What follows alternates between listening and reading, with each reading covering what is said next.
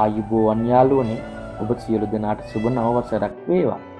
අපි මේ වීඩියෝ එක රෙකෝඩ් කරන්නේ 2026 ජනවාරි 1 වෙනිදා. ඒ කොහෙද කියලා ඔයාලා දැනටමත් දන්නවා ඇති. ඒ තමයි කත්නෝරුවේ අපේ ස්වාමින් වහන්සේ වැඩ ඉන්න ගණේවව පුරාණ රජමහා විහාරය. අද ඉතින් අපේ ස්වාමින් වහන්සේගේ මේ පන්සලට විශේෂ දවසක්. ඉතින් ජනවාරි 1 වෙනිදා කියන්නේ අපි හැමෝටම විශේෂයි වගේම අපේ ස්වාමීන් වහන්සේට විශේෂ දවසක් වුණා. 2026 ඉස්සරලාම ධර්ම දේශනාව දේශනා කරන්න පටන් ගන්නේ අද. ඒ උන්වහන්සේ වැඩ ඉන්න පන්සලේ. ඉතින් ඒක හිරු එකේ ලයිව් දුන්නා. අපි බලමු තිරේ පිටිපස්සේ මොකක්ද වුණ කතාව කියලා. ඒ වගේම ඒ ස්වාමීන් වහන්සේ වැඩ ඉන්න ඒ සුන්දර පරිසරය කොච්චර ලස්සනද කියලා අපි බලමු. ගම්වාසීන් වගේම නොයෙක් ප්‍රදේශවලින් විශාල පිරිසක් ඇවිල්ලා හිටියා. ඔයගොල්ලෝ මේ දකින්නේ Facebook එකේ මේ දවස්වල ජනප්‍රිය අපේ ස්වාමින් වහන්සේගේ බණ අහන ඒ මුස්ලිම් පවුල. ඉතින් අපි ආවා අපේ රාජකාරිය කරන්න. උජහාට ඉතින් පටපට ගාලා ලැහැත්ති වෙන්න ඕන. මොකද ලයිව් ප්‍රෝග්‍රෑම් එකක් හින්දා අපිට ඕන වෙලාවට මේ වැඩේ කරන්න බෑනේ.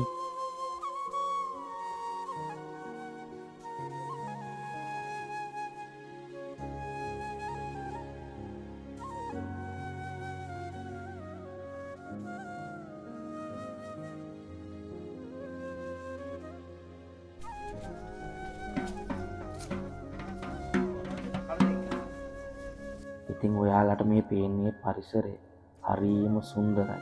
ඇහෙන්නේ රෑයියන්ගේ හඬයි, මොනරුන්ගේ හඬයි විතරයි. ඉතින් අපි ඔය එක එක්කෙනා ඇදී යන්නේ පන්සලේ තියෙන විහාර මන්දිරයට. තේවාව ටිකක් ගහන්න. අපි ඉතින් ආපු රාජකාරිය කරන්න එපා. ඒකත් බලන්න හොඳේ.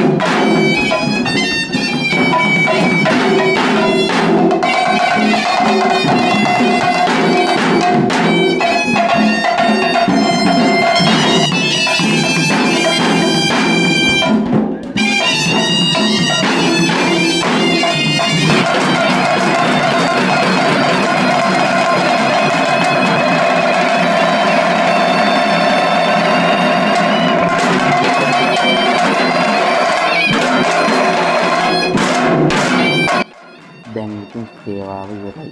දැන් ස්වාමීන් වහන්සේ වඩම්මන්න යන්නේ බණට.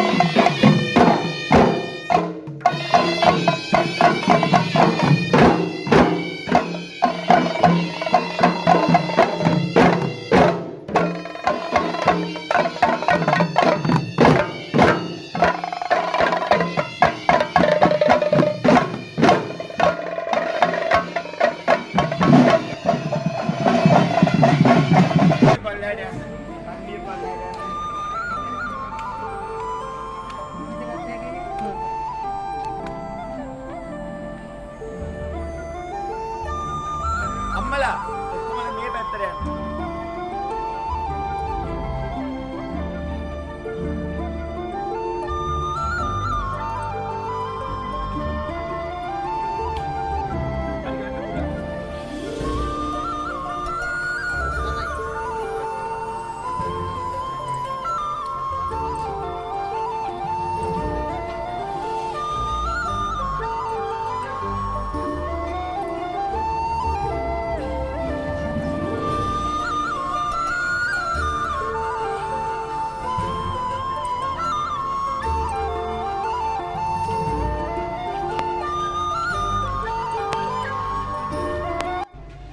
සිල්වා මැතිතුමන්ගේ තවත් පුණ්‍යවන්ත වූ උදාරතර සංකල්පයක් පරිදි නිකමැටිය ගණේවැව විහාරස්ථාන පරිශ්‍රයේ සිට මෙලෙස ලංකාවාසී ලෝකවාසී ඔබේ පහත් සංස්කෘතිය මෙතුම් වූ ධර්ම දේශනාව සමගින් ඒක ආශිර්වාදයට කියලා. නිකමැටිය ගණේවැව පුරාණ මහා විහාරස්ථාන පරිශ්‍රයේ සිට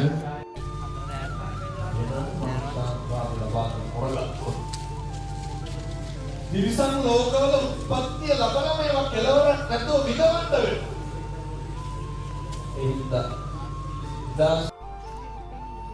අවුරුදු 10 ගාණක් තිස්සේ මේ මළුවේ බුදුගුණ කියපු තැන 10 ගාණක් තිස්සේ බුද්ධ වන්දනාව කරපු තැන රාජ මහා මාත්‍ය රාජ පූජිත විදියට බුද්ධවත කරපු තැන මේ පුණ්‍ය භූමියේ ඉඳන් අදිෂ්ඨාන කරමු 2026 අවුරුද්ද ඇතුළත මගේ වචනයෙන් එකදු අකුසලයක්වත් සිද්ධ නොවේවා සාදු කියලා ප්‍රාර්ථනා කරන් මගේ සයක් තියෙනවා මේ පිම්බීමේ ගණේ වේවි ඉඳන් කරන ප්‍රාර්ථනා අවදාවත් කුලගයන්නේ වෙනතුනේ පැවිදි වෙන්න ඇවිල්ලා පැවිදි භව ලබාගෙන කමඨහන් අරගෙන කෙලෙසුන් නැසලා භාවනා කරලා රහත් වෙච්ච තැන 26 රිදෙනවා නම් තෝ කියලාවත් කතා කරන්නේ නැහැ අදිෂ්ඨාන කරගන්න කාගේ හරි හිතක් රිදෙනවා නම් එහෙම අදිෂ්ඨාන කරගෙන ජීවත් ඉතින් ඔය විදිහට බණ දේශනාව යන අතරේ මම හිතුව පන්සල ඔයගොල්ලන්ට පෙන්නන්න. ඉතින් මේ තියෙන බෝධිරාජානන් වහන්සේ තව ටික දවසකින් මෙතන ලස්සන බෝධිපාකාරයක් හැදෙනවා. ඉතින් අද තමයි එතෙන්ට මුල්ගල තියෙන දවස. වීඩියෝ එක අවසාන වෙනකම් බලන්න හිටියොත් ඔයගොල්ලන්ට දැනගන්න පුළුවන් කවුද මේ පින්වන්තයා කියලා. ඉතින් මේ සියලු දෙයක්ම වෙසක් පොය වෙද්දින් ඉදි කරලා නිම කරන්නයි බලාපොරොත්තු. ඉතින් මේ සුන්දර පරිසරය විඳ ගන්න නම් එතෙන්ට යන්නම වෙනවා. මම කොච්චර මේ වීඩියෝ එකෙන් ඔයගොල්ලන්ට පෙන්නුවත් ඔයගොල්ලන්ට මේ මිහිර, ඒ සතුට, ඒ ආස්වාදය විඳ ගන්න හම්බෙන්නේ නැහැ. ඉතින් ඔයගොල්ලන්ට පුළුවන් වීඩියෝ එක බලලා ඉවරලා ඒක කොයි වගේද කියලා අනුමාන කරන්න. ඉතින් අර එහා පැත්තෙන් පේන්නේ අපි ඉස්සෙල්ලා තේවාව ගහපු විහාර මන්දිරය. ඉතින් මේ පේන්නේ පන්සලේ පෞරාණික බව උපනං වන ඒ ගල් කණු. ඇත්තට මේව දිහා බලද්දී නම් පේනවා මේ පන්සල ගොඩාක් පැරණි පන්සලක් කියලා. හරිම ලස්සනයි. බලන්න ආස හිතෙනවා. නැවතිලා ඉන්න හිතෙනවා. මේ පිළිම වහන්සේ නම් කඩා බිඳ දාලා තියෙන නිදන් හුරු විසින්. ඒකෙත් මොකක් හරි වටිනාකමක් තියෙනවා. ඒකත් මං හිතන විදිහට කිරගරුඩ වලින් හදලා තියෙනවා. ඒ පිටිපස්සේ පාරේ යද්දී ඕම ලස්සන පරිසරයක් අපිට බලා ගන්න පුළුවන්. අපේ ඉතින් විශේෂඥ වෛද්‍යවරයෙකුත් කියන්නේ ගිහාන් කියලා. එයා තමයි ඔය ගහකොළ ගැන පාඩම් අපිට කියලා දෙන්නේ. කොහොම ඇවිදගෙන අපි පිටිපස්සටම ගියා පන්සලේ. ඒ පිටිපස්සේ තියෙන චූටි වැවක්. චූටි උනාට හරිම ලස්සනයි. බලමුකෝ ගිහිල්ලා. ඔයගොල්ලන්ට තේරෙයි ඒක කොච්චර ලස්සනයිද කියලා.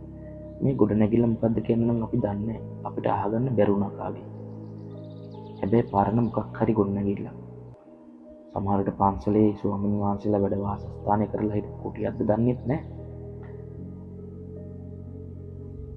ඔහොම පිටිපස්සට යනකොට ඔය පාර දිගේ මාර සැනසීමක් දැනෙනවා. රැහැයියන්ගේ සද්දේ, මොනරුන්ගේ සද්දේ, කුරුල්ලන්ගේ කීචි බීචි සද්ද විතරයි.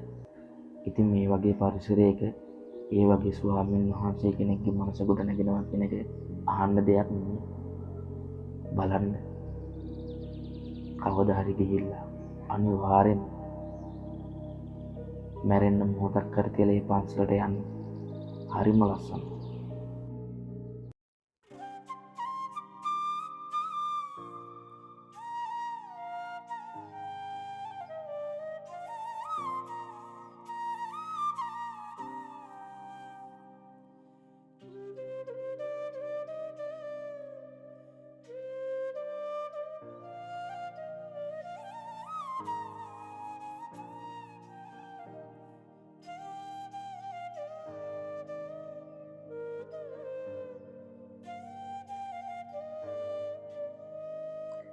ඉතින් අපි වැවුඩට ගිහින් පන්සල දිහා බලද්දි ආමු ලෙස කැමරාවේ රූගත වුණා ස්වාමීන් වහන්සේ බණ කියන තැනට ඩ්‍රෝන වලින් මල් දානේ සුන්දර දසුන්. ඉතින් සියලු වැඩ අවසානයේ ස්වාමීන් වහන්සේ වෙනුවෙන් පූජා කරපු සෝල පැනල් එක තමයි මේ තියෙන්නේ. ඒකත් අද දවසේ තමයි මේ පින්වත් මහත්වරු විසින් මේ පින්වත් පිරිස විසින් පූජා කරේ. ඉතින් අපේ වැඩ නම් අවසానයි.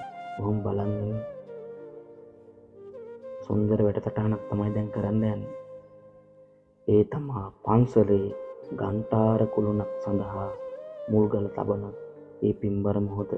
ඒකත් ඉතින් ඔන්න ඔයගොල්ලන්ට දෙක බලා ගන්න මම සැලැස්සුවා. පින්වන්ත පුතකුයි පින්වන්ත මහත්මියකුයි එකතු වෙලා තමයි මේක කරන්න යන්නේ. පින්වන්ත පුතෙක් කියවට යාරි චූටි පුතෙක්. බලාගෙන ඉන්න. අනුමෝදන් වෙන්න ඔයගොල්ලෝ ඒ පින්කම.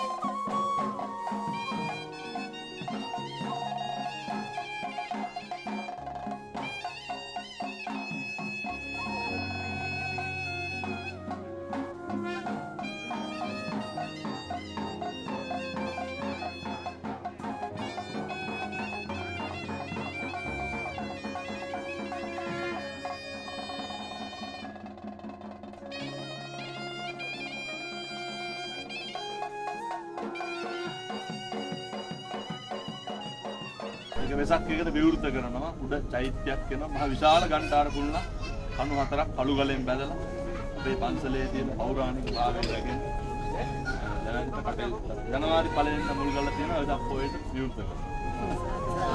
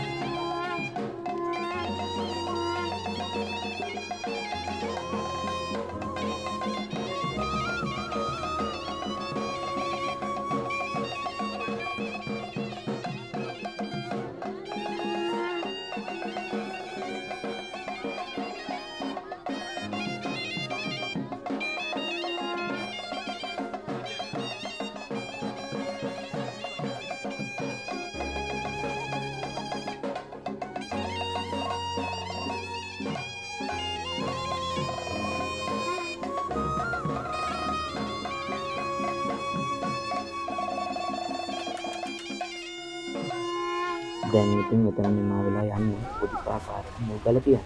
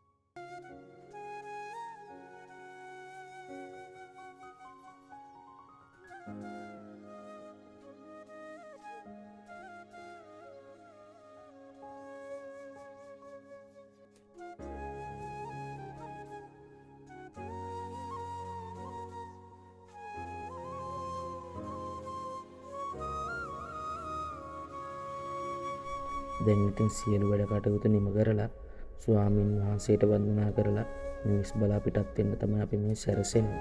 ඉතින් බලන්නකො කොහොමද කිට්ටු වෙන්නේවත් කියලා. පුදුම සෙනගක් තියෙනවා. ස්වාමින් වහන්සේ හැම කෙනාටම ආදරෙන් කතා කරලා ඒ සියලු දෙනාටම ආශිර්වාද කරා.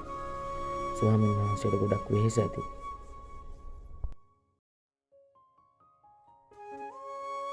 ඔන්න ඉතින් අපේ අවස්ථාව ස්වාමීන් වහන්සේම අපිට සලස්සලා දුන්නා.